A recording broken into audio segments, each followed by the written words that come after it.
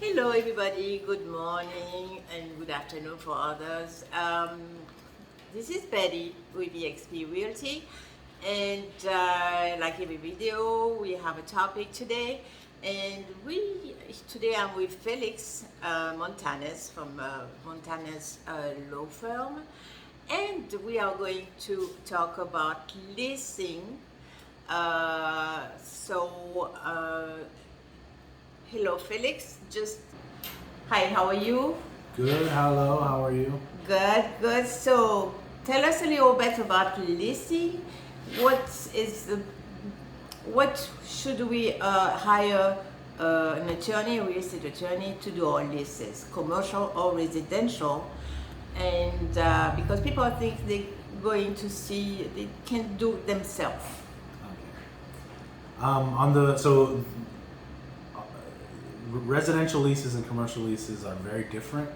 On the residential side, that's where we see people try to do it themselves pretty often. Just as a practical standpoint, getting a residential lease from an attorney that's been vetted and reviewed is not that expensive.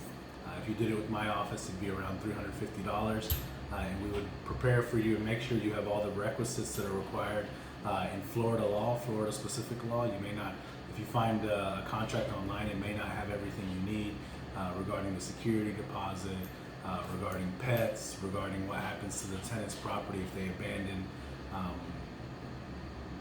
the property and things like that. So I think it's important and relatively inexpensive to get an attorney reviewed residential lease agreement, and can really save you a lot of trouble later on. You can even use the lease that we give you. You can use it again and again. So it's kind of a one-time expense. On the commercial side, leases are a lot more complicated. In Florida, residential leases, there's a lot of limits on what the leases can say. For example, the landlord has a minimum amount of maintenance that they have to perform. There's a minimum amount of things they have to do to keep the property. Basically, the law doesn't want slumlords and things like that. So they require the landlord, no matter what, to keep a certain basis of condition for the property. That doesn't exist in commercial leases. 100% of the lease is negotiable. So, for example, there's different types of leases. One's called a triple net lease, which is basically the tenant pays for everything. They pay for all the maintenance.